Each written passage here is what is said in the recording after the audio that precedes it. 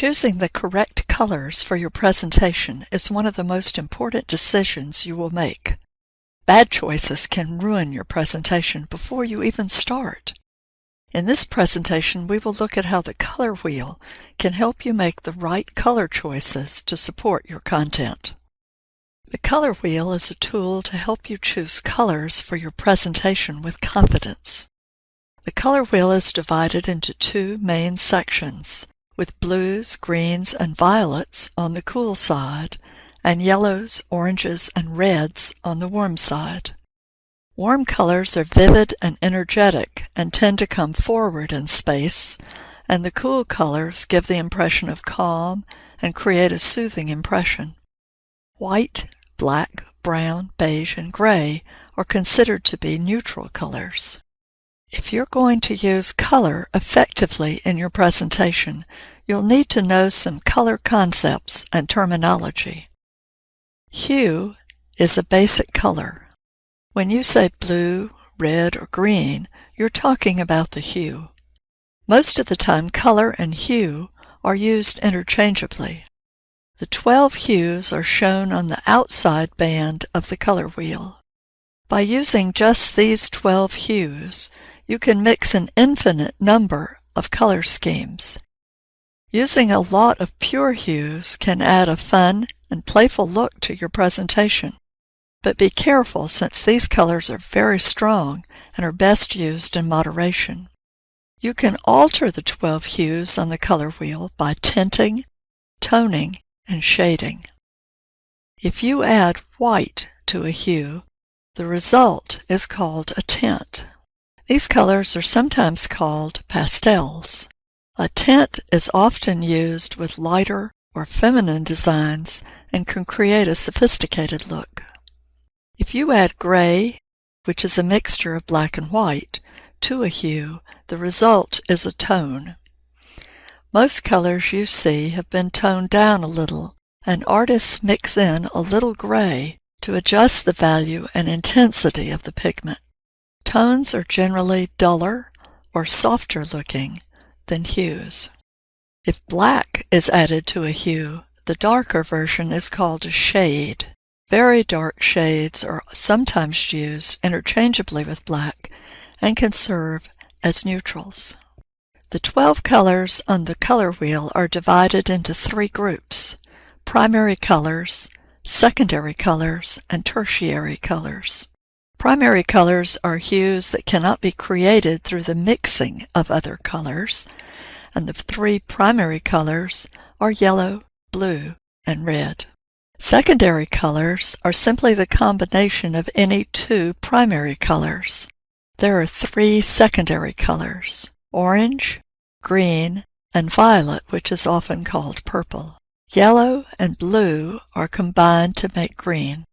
Blue and red are combined to make violet or purple.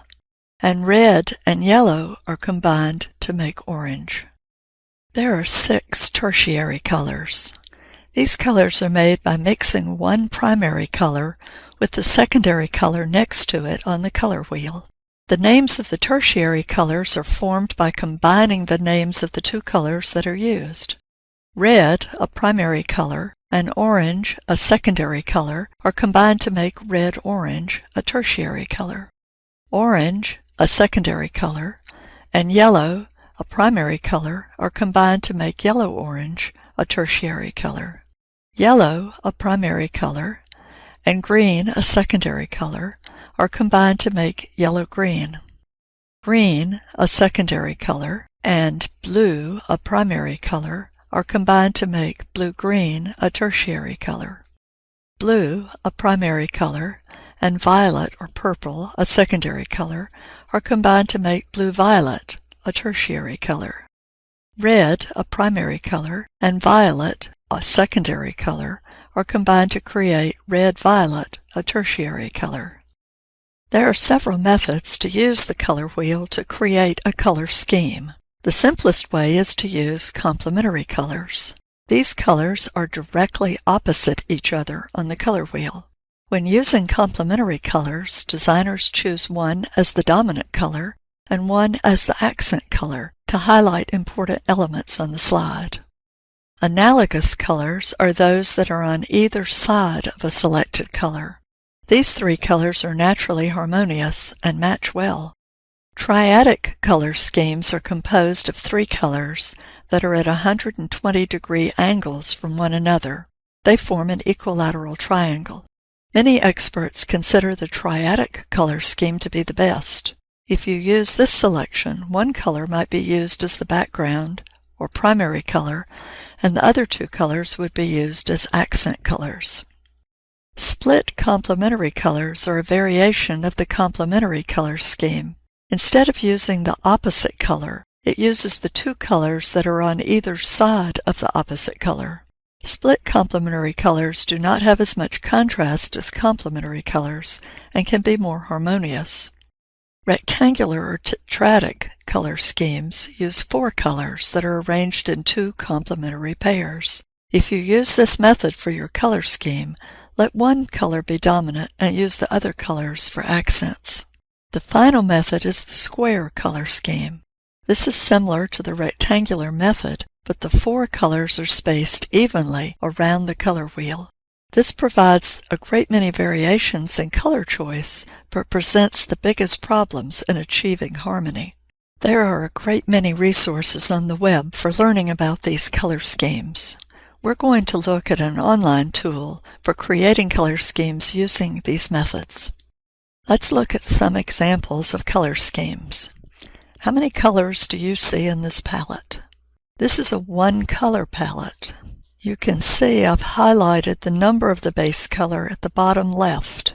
I'll tell you more about this website shortly, but the other swatches that you see on the blue palette on the right are tints, shades, and tones of the one color.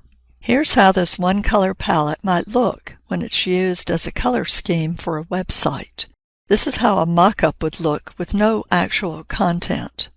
This makes it easier to see the design and not focus on the words. You can see the main color here and the tints, shades, and tones of that one color. How many colors are in this palette?